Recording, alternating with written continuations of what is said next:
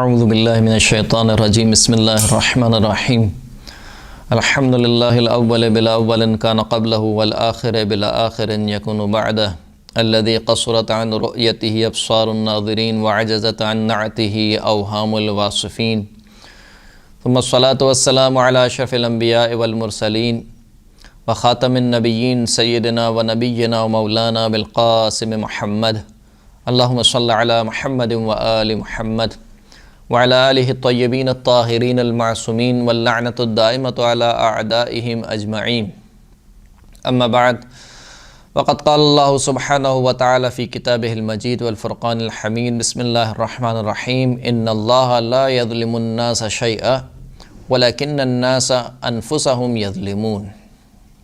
محترم سامعین کرام، قرآن مجید میں سورہ مبارکہ انعام میں خداوند کریم ارشاد فرما رہا ہے کہ اللہ لوگوں پر ذرہ برابر بھی ظلم نہیں کرتا،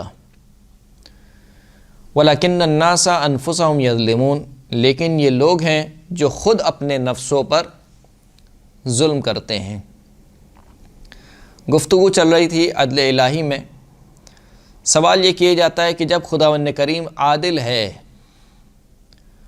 تو بھلا ایسا کیوں ہوتا ہے کہ مثال کے طور پر زلزلہ آتا ہے اور معصوم بچے مثال کے طور پر اس میں مارے جاتے ہیں، سیلاب آتا ہے پورا کا پورا گاؤں پورا کا پورا شہر بہا کے لے جاتا ہے، یا کوئی اور آفت جو قدرتی آفت جس سے کہا جاتا ہے، آندھی چلتی ہے مثال کے طور پر بجلی گرتی ہے، تو ان میں تو فقط گناہ گار افراد نہیں مارے جاتے بلکہ تو ان میں ایسے افراد بھی مارے جاتے ہیں، جیسے بچوں کی مثال دی گئی کہ اس کا تو کوئی گناہ نہیں ہے، دودھ پیتا بچہ ہے مثال کے طور پر، 1 سال کا بچہ ہے 2 سال کا بچہ ہے، اس نے تو ابھی کوئی گناہ ہی نہیں کیا، لیکن ہم دیکھتے ہیں کہ وہ مارا جاتا ہے۔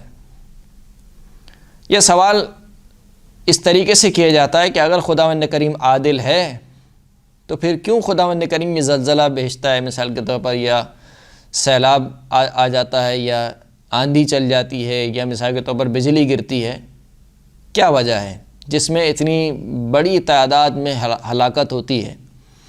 تو یہ خداوند کریم کیسا عادل ہے کہ جس نے انسان کو خلق کیا تھا کہ وہ یہاں پر اس دنیا میں آئے، زندگی گزارے، اور دوسری طرف سے وہ آفات بھی بھیج رہا ہے کہ جو انسان کی موت کا سبب، انسان کی ہلاکت کا سبب، پوری نسلوں کی ہلاکت کا سبب بن رہی ہیں۔ پچھلی گفتگو میں ہم نے عرض کیا تھا کہ پہلی بات تو یہ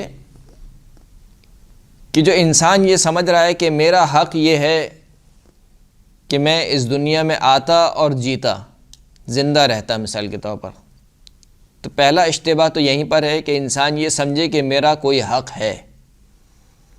انسان کا کوئی حق نہیں ہے۔ خداوند کریم فرماتا ہے کہ اِنَّ لِلَّهِ وَإِنَّ إِلَيْهِ راجعون، ہم اللہ کی جانب سے ہیں اور اللہ کی طرف پلٹ کے جانا ہے۔ یعنی اللہ نے جو ہمیں اس دنیا میں بھیجا ہے وہ کوئی اسٹیمپ پیپر پہ لکھ کے نہیں بھیجا تھا کہ میں تمہیں بھیج رہا ہوں اور تمہیں 50 سال تک زندہ رکھوں گا، یا میں تمہیں بھیج رہا ہوں مثال کے طور پر 40 سال تک زندہ رکھوں گا۔ نہیں، اللہ نے انسان کو اس دنیا میں بھیجا اور کہا کہ دیکھو یہ جان جو میں نے تمہیں دی ہے، دنیا میں بھیجا ہے، یہ جان میری امانت ہے، میں جب چاہے اسے لے لوں، جب چاہے میں اسے لے لوں، جوانی میں، بڑھاپے میں، بچپن میں، کبھی بھی خداوند کریم لے سکتا ہے۔ تو اگر کوئی شخص یہ کہے کہ مثال کے طور پر بچہ تھا اور بچہ کیوں مر گیا، تو کیوں کا کوئی سوال ہی نہیں ہے۔ جب جان ہی اس کی نہیں تھی، جان خداوند کریم کی تھی، تو خدا کی مرضی ہے۔ یعنی اس کو ایک مثال سے آپ یوں سمجھیے کہ اگر مثال کے طور پر میں آپ کو ایک کتاب دوں پڑھنے کے لیے امانتاً، میں کہوں کہ یہ کتاب آپ امانتاً لے لیجئے پڑھنے کے لیے، اور مثال کے طور پر 1 دن بعد آؤں اور کہوں کہ میری کتاب آپ واپس کیجئے، اب آپ کہیے کہ ابھی تو 1 ہی دن ہوا ہے۔ بھائی 1 دن ہوئے ہوں یا 2 دن ہوئے ہوں، کتاب تو میری ہے، میں نے آپ کو امانتاً دی تھی کہ یہ کتاب آپ کے پاس امانتاً آپ اس کو پڑھ سکتے ہیں۔ تو چاہے 1 دن ہوا ہو، چاہے 2 دن ہوا ہو، چاہے 10 دن ہوئے ہوں، چاہے 1 مہینہ ہوا ہو، چاہے 1 سال ہوا ہو، بہرحال وہ چیز آپ کے پاس امانت ہے، اور امانت خداوند کریم کی ہے، تو وہ جب چاہے لے لے، تو یہ سوال کرنا کہ مثال کے طور پر بچہ تھا وہ مر گیا، کیوں مر گیا، ابھی تو پیدا ہوا تھا، تو انسان کو حق نہیں پہنچتا کہ وہ یہ سوال کرے کہ ابھی تو وہ بچہ تھا۔ وہ تو خداوند کریم کی امانت تھا، خداوند کریم نے اپنے پاس بلا لیا۔ دوسری یہ بات کہ کہا جائے کہ کیوں خداوند کریم نے ان آفات کو خلق کیا، زلزلہ آتا ہے، آندھی آتی ہے، طوفان آتا ہے، سیلاب آتا ہے، پوری فصلیں تباہ ہو جاتی ہیں۔ مثال کے طور پر وہ فصلیں جو مثال کے طور پر کتنے انسان کی غذا کا سبب بنتی تھیں، وہ پوری فصلیں سیلاب کی وجہ سے ضائع ہو جاتی ہیں، برباد ہو جاتی ہیں۔ تو کیوں خداوند کریم ان آفات کو خلق کرتا ہے؟ تو پہلی بات تو یہ سمجھ لیجئے کہ ہمارے پاس علم بہت تھوڑا ہے۔ ما اوتیتم من العلم الا قلیلا، ہم نے تمہیں علم نہیں دیا مگر یہ کہ بہت تھوڑا علم۔ ہم اپنے محدود علم کی بنیاد پر یہ سوچ رہے ہوتے ہیں کہ یہ چیز ہمارے لیے نقصان دہ ہے یا یہ ہمارے مفاد میں نہیں ہے۔ حالانکہ اگر ہم اپنے محدود علم سے باہر نکلیں اور ہمیں معلوم ہو کہ یہ جو کام جو فی الحال ابھی ہمیں نقصان پہنچا رہا ہے ہماری بعد میں آنے والی نسلوں کے لیے راحت کا سبب بنے گا، تو وہ کام کبھی بھی ہمیں برا نہیں لگے گا۔ ایک چھوٹی سی مثال آپ کو دوں کہ مثال کے طور پر کسی کا گھر ایک ایسی جگہ پر بنا ہو کہ اگر اس گھر کو مثال کے طور پر مسمار کر دیا جائے تو وہاں سے سڑک نکل سکتی ہے اور اس سڑک سے بہت سارے لوگ استفادہ کر سکتے ہیں، راستہ بہت مختصر ہو سکتا ہے۔ اب اگر حکومت کہے کہ بھئی یہ گھر آپ کا گرے گا، کیوں گرے گا؟ کیونکہ یہاں سے سڑک نکلے گی جو متصل ہوگی مثال کے طور پر ہائی وے سے، اور لوگوں کا راستہ چھوٹا ہو جائے گا۔ اب اگر یہ شخص یہ سمجھے کہ کیونکہ میرا گھر گر رہا ہے، جس کا گھر ہے ظاہر سی بات ہے وہی سمجھے گا کہ میرے ساتھ ظلم ہو رہا ہے، کہ میرا گھر گر رہا ہے۔ لیکن اگر اپنے علم جو محدود علم ہے اس سے باہر نکل کے تھوڑا سا سوچے کہ بھائی صحیح ہے ایک گھر گرے گا لیکن اس سے فائدہ کتنوں کو ہوگا؟ بہت سے افراد ہیں کہ جن کے لیے راستہ مختصر ہو جائے گا۔ تو ہمارا علم محدود ہے۔ دوسری بات، ہم اپنے ذاتی مفاد کو مد نظر رکھتے ہوئے یہ فیصلہ کرتے ہیں کہ یہ کام اچھا ہے یا برا ہے، یعنی کیونکہ میرا گھر گر رہا ہے لہٰذا مجھے برا لگ رہا ہے۔ لیکن جو میرے قریب کے لوگ ہیں وہ کہیں گے کہ اچھا کام ہو رہا ہے، بھائی یہ گھر گرے گا تو سڑک نکلے گی۔ ان کو کیوں اچھا لگ رہا ہے؟ اس لیے کہ ان کا گھر نہیں گر رہا۔ مجھے کیوں برا لگ رہا ہے؟ کیونکہ میرا گھر گر رہا ہے۔ لیکن اگر ایک اجتماعی مفاد کو اہمیت دی جائے ذاتی مفاد کے اوپر، فردی مفاد کے اوپر، تو ہر شخص یہ کہے گا کہ بھائی یہ کام ہونا چاہیے، اس لیے کہ اس میں بڑا فائدہ ہے۔ صحیح ہے مثال کے طور پر کسی فرد کا نقصان ہے، لیکن یہ فرد کا نقصان فائدے کا سبب بن رہا ہے اجتماع کے، بہت سارے لوگوں کے۔ تو جو مصلحت عامہ ہے اس کو مد نظر رکھتے ہوئے اگر ایک کام کو دیکھا جائے تو کہا جائے گا کہ یہ کام اچھا ہے، لیکن اگر اپنے مفاد کو مد نظر رکھتے ہوئے دیکھا جائے تو کہا جائے گا کہ یہ کام برا ہے، یہ کام نہیں ہونا چاہیے۔ عسیٰ ان تکرہوا شیئا وہو خیر لکم، ایسا ممکن ہے کہ ایک چیز تمہیں بری لگے لیکن وہی چیز تمہارے لیے بہتر ہو۔ تو جب ہم خداوند کریم کے متعلق یہ کہتے ہیں کہ خداوند کریم حکیم ہے، یعنی اس کے ہر کام میں کوئی نہ کوئی مصلحت ہے، وہ بغیر مصلحت کے کوئی کام نہیں کرتا۔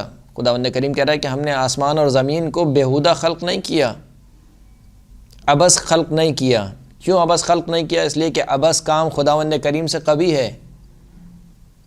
یعنی اگر کوئی شخص آپ کے سامنے بیٹھے اور کوئی بیہودہ کام کرے، بیہودہ سے مراد یعنی ایک ایسا کام کرنا شروع کر دے جس کا کوئی مقصد نہ ہو، تو آپ اس کو کہیں گے کہ کیا کام کر رہا ہے، کیونکہ آپ کی نگاہ میں آپ کی عقل یہ کہے گی کہ یہ چیز بری ہے، یہ کام برا ہے، کہ بغیر مقصد کے کوئی کام انجام دینا، بغیر ہدف کے۔ تو خداوند کریم جب حکیم ہے یعنی کوئی نہ کوئی مصلحت ہے خداوند کریم کے کام میں، اگرچہ کہ ہمیں وہ مصلحت سمجھ میں نہ آئے یا وہ مصلحت ہمارے ذاتی نقصان میں ہو، لیکن ایک پورے اجتماع کے لیے، پوری انسانیت کے فائدے میں ہو، تو کیوں خداوند کریم وہ کام نہیں کرے گا؟ یقیناً خداوند کریم وہ کام کرے گا۔ تو جب ہم کہتے ہیں کہ خداوند کریم حکیم ہے، اس کے ہر کام میں کوئی نہ کوئی مصلحت ہے، تو یقیناً اس آندھی میں، اس طوفان میں، اس زلزلے میں، اس سیلاب میں ایک مصلحت ہے جو خداوند کریم اس کو جانتا ہے۔ اب وہ مصلحت کیا ہو سکتی ہے؟ قرآن مجید میں بیان ہوا کہ ظہر الفساد فی الارض فی البر والبحر بما کسبت ایدی الناس، خشکی میں اور سمندروں میں، پانی میں فساد ظاہر ہوا کس وجہ سے؟ جو لوگوں نے کام انجام دیے۔ یعنی ایک علت یہ ہو سکتی ہے کہ یہ جو سیلاب آ رہا ہے، یہ جو زلزلہ آ رہا ہے، یہ جو بیماری آ رہی ہے، وبائی بیماری آ رہی ہے، اس کا سبب خود انسان کے اعمال ہوں۔ انسان کے اعمال تاثیر رکھتے ہیں، انسان کے ہر عمل کی تاثیر ہے۔ انسان یہ نہ سمجھے کہ میں جھوٹ بول رہا ہوں تو اس کا گناہ ہے فقط میرے اوپر، آخرت میں اس کا گناہ مل جائے گا، نہیں۔ جھوٹ کی ایک تاثیر ہے جو انسان کے جسم میں، انسان کے عادات میں ظاہر ہو رہی ہے۔ اگر کوئی شخص حرام غذا کھا رہا ہے تو اس کا فقط مراد یہ نہیں ہے کہ اس کو فقط گناہ ملے گا۔ جب غذا حرام کھائے گا تو اس کی تاثیر ہوگی، اسی حرام غذا سے اس کا گوشت اور اس کا خون بنے گا۔ جب حرام غذا سے گوشت و خون بنے گا تو اس کی تاثیر ہوگی۔ جیسے کہ سید الشہداء امام حسین علیہ السلام نے جب بہت خطبے دیے، عصر عاشور تک امام خطبے دیتے رہے اور یزیدی لشکر کے سر پہ جوں تک نہ رینگی، تو امام نے یہی کہا کہ میں جانتا ہوں کہ تم پر میری باتوں کا اثر کیوں نہیں ہو رہا، اس لیے کہ جو تمہارے پیٹ ہیں، تملأ بطونکم من الحرام، تمہارے پیٹ، تمہارے شکم حرام سے بھر چکے ہیں، لہٰذا میری باتوں کا تم پر اثر نہیں ہوگا۔ تو بہرحال انسان جو کام کر رہا ہے اس کی تاثیر ہے۔ تو یہ جو زلزلہ آ رہا ہے، یہ جو طوفان آ رہا ہے، یہ جو آندھی آ رہی ہے، یہ جو وبائی امراض آ رہے ہیں، بہرحال اس کے کہیں نہ کہیں ایک سرا خود انسان کے اعمال ہیں۔ جب بے حیائی ایک معاشرے میں پھیل جائے، جب فساد ایک معاشرے میں، اخلاقی فساد ایک معاشرے میں پھیل جائے، تو پھر اس معاشرے کو جگانے کے لیے، وہ معاشرہ جو کہ غفلت کی نیند سویا ہوا ہے، وہ معاشرہ جو یہ سمجھ رہا ہے کہ اب کوئی خدا نہیں ہے، وہ معاشرہ جو یہ سمجھ رہا ہے کہ ہم آزاد ہیں، ہم جو چاہے کر سکتے ہیں، ایسے معاشرے کو جگانے کے لیے بہرحال کچھ زلزلہ دینا ضروری ہے۔ جب انسان سو رہا ہوتا ہے تو کیا کیا جاتا ہے؟ اس کو جھٹکا جاتا ہے، اس کو ہلایا جاتا ہے تاکہ وہ جاگ جائے۔ تو یہ جو زلزلہ اور آندھی اور طوفان اور سیلاب، گویا یہ اس چیز کا کام کرتے ہیں کہ انسان کو خواب غفلت سے بیدار کرتے ہیں کہ اے انسان، تو جو سمجھ رہا ہے کہ تو جو چاہے کر لے، تیرا کوئی خدا نہیں ہے، جتنے اخلاقی فساد کرنا چاہتا ہے کر لے، یا وہ ظالم شخص جو یہ سمجھ رہا ہے کہ میں ہی حاکم ہوں، مجھ سے بڑھ کر کوئی سپر پاور نہیں ہے، تو اس کو بہرحال دکھانا تو پڑے گا۔ یہ کون سپر پاور ہے؟ اگر تو اتنا ہی سپر پاور ہے تو اس کرونا کو روک کے دکھا دے، اتنا ہی سپر پاور ہے تو اس سیلاب کو روک کے دکھا دے۔ اتنی علم نے اور سائنس نے ترقی کر لی ہے، لیکن ابھی تک یہ سبب نہیں ڈھونڈ پائیں کہ زلزلہ آتا کس سبب سے ہے، کیسے آتا ہے، یا مثال کے طور پر یہ اتنا اندازہ نہیں لگا پائے ہیں کہ جس جگہ زلزلہ آنے والا ہوتا ہے پہلے سے اس کی خبر دے دیں۔ بارش کے بارے میں کہہ سکتے ہیں کہ مثال کے طور پر کل بارش ہوگی یا کل بارش نہیں ہوگی، یا فلاں جگہ بارش ہوگی فلاں جگہ بارش نہیں ہوگی، وہ بھی قطعی نہیں ہے۔ لیکن زلزلے کے بارے میں تو بالکل ہی بتا نہیں سکتے ہیں کہ فلاں جگہ آئے گا، اس وقت آئے گا اور اس وقت نہیں آئے گا۔ تو یہ بہرحال قدرت کی نشانی ہے یا نہیں ہے؟ تو اس معاشرے کو کہ جو فساد اخلاقی میں ڈوبا ہوا معاشرہ ہے، اس کو جگانے کے لیے بہرحال جھنجھوڑنا ضروری ہے۔ تو یہ جو فلسفہ، یہ جو زلزلہ اور سیلاب اور آندھی و طوفان آ رہے ہیں، ان کا کام جھنجھوڑنے والا کام ہے۔ ایک یہ خداوند کریم ارشاد فرماتا ہے کہ وَمَا أَصَابَكُم مِّن مُّصِيبَةٍ فَبِمَا كَسَبَتْ أَيْدِيكُمْ وَيَعْفُو عَن كَثِيرٍ، جو بھی تمہیں مصیبت پہنچتی ہے وہ تمہارے اپنے ہاتھوں کی کمائی ہوئی ہے، یعنی جو بھی نقصان تمہیں پہنچ رہا ہے یہ تمہارے اپنے ہاتھوں کا کمایا ہوا ہے۔ وَيَعْفُو عَنِ الْكَثِيرِ، اور تمہیں تو شکر ماننا چاہیے کہ خداوند کریم بہت سے اعمال سے درگزر کرتا ہے۔ یعنی اگر تمہارے ایک ایک برے اعمال کے بدلے میں خداوند کریم اسی دنیا میں جزا دینا چاہے تو تم نابود ہو جاؤ گے۔ بہت سے اعمال سے خدا چشم پوشی کرتا ہے، بخش دیتا ہے، چھوڑ دیتا ہے، اس کا اثر تمہیں دنیا میں نہیں دکھاتا، لیکن بہرحال کچھ اعمال ایسے ہیں کہ جن کا اثر دنیا میں دکھانا پڑتا ہے تاکہ انسان خواب غفلت سے بیدار ہو۔ تو ایک جو مصلحت ہے اس کام میں کہ خداوند کریم زلزلے کو بھیج رہا ہے، آندھی کو بھیج رہا ہے، طوفان کو بھیج رہا ہے، اس میں یہ ایک مصلحت یہ ہے کہ انسان بیدار ہو، اللہ کی طرف متوجہ ہو۔ وہ انسان جو اللہ سے دور جا چکا ہے، اپنے خالق سے دور جا چکا ہے، اپنے رازق سے دور جا چکا ہے، وہ یہ سمجھے کہ نہیں، کوئی ہے قدرت مند ہستی کہ جس کی طرف مجھے رجوع کرنا ہے۔ یہ ایک کام، ایک مصلحت۔ دوسری مصلحت اس آندھی اور طوفان اور زلزلے میں کیا ہے؟ دوسری مصلحت امتحان الہی ہے کہ بہرحال سنت الہی یہ ہے کہ اللہ نے اس دنیا کو دار ابتلا قرار دیا ہے۔ دار ابتلا یعنی امتحان کا گھر۔ ہم جو اس دنیا میں جی رہے ہیں یہ کمرہ امتحان ہے۔ جب کمرہ امتحان ہے تو اس کا مطلب امتحان تو لیا جائے گا۔ اب ہر ایک کا امتحان ہو رہا ہے، کبھی فرداً امتحان لیا جاتا ہے، کبھی ایک معاشرے کا بما ہوا معاشرہ امتحان لیا جاتا ہے، کبھی میرا امتحان لیا جاتا ہے۔ مثال کے طور پر مجھے مال نہ دے کر، مجھے اولاد نہ دے کر، مجھے کسی بیماری میں مبتلا کر کے خداوند کریم میرا امتحان لے رہا ہے۔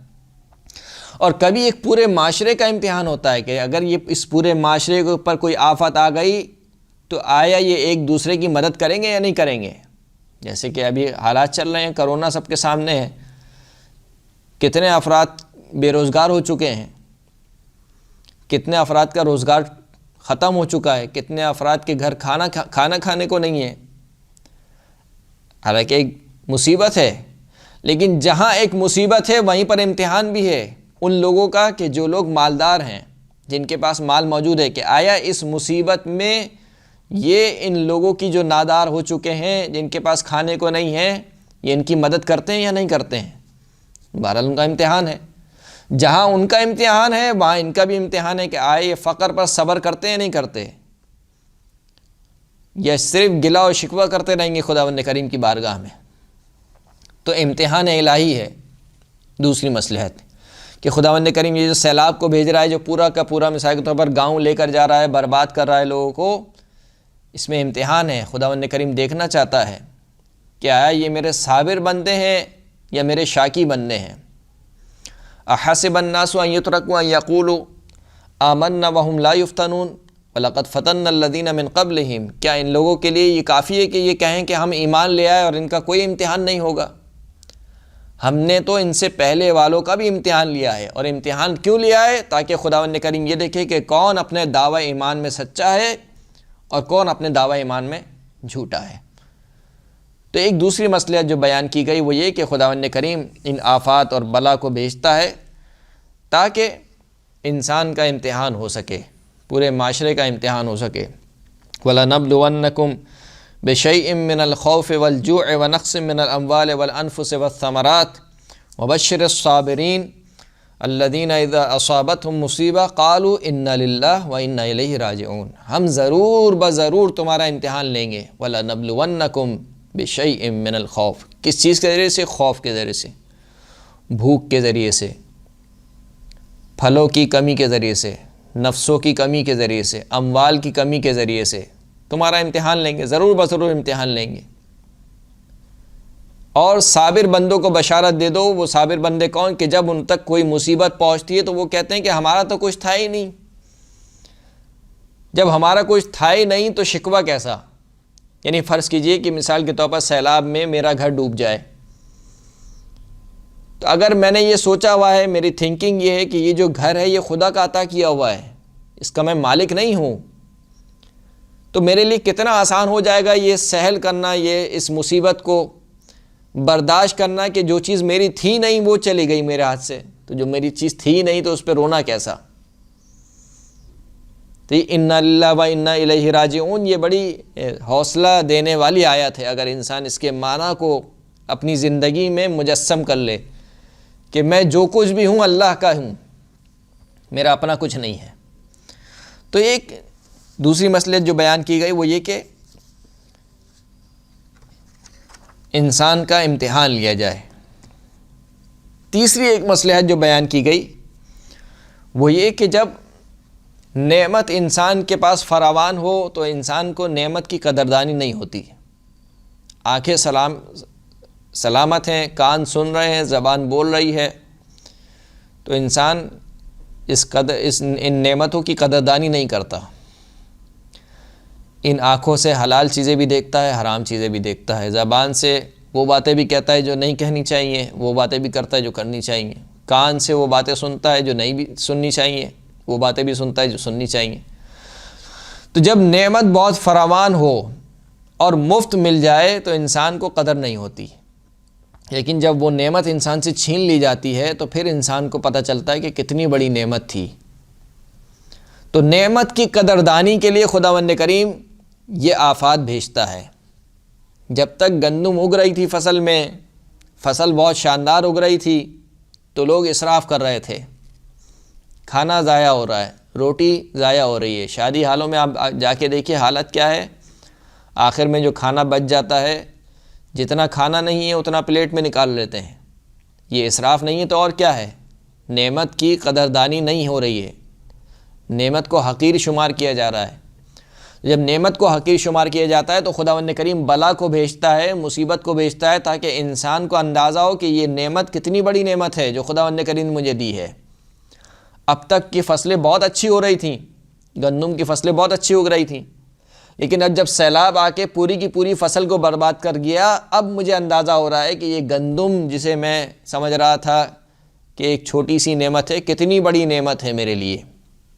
تو نعمت کی قدردانی کے لیے خداوند کریم آفات کو بھیجتا ہے تاکہ انسان کو نعمتوں کی قدر ہو سکے۔ وآخر الدعوانا الحمد للہ رب العالمین۔